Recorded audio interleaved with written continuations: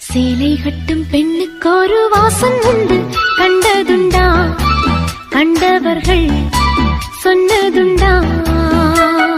சேலை கட்டும் பெண்ணுக்கு ஒரு வாசம் உண்டு, கண்டு கொண்டே கண்களுக்குள் பள்ளி கொண்டே.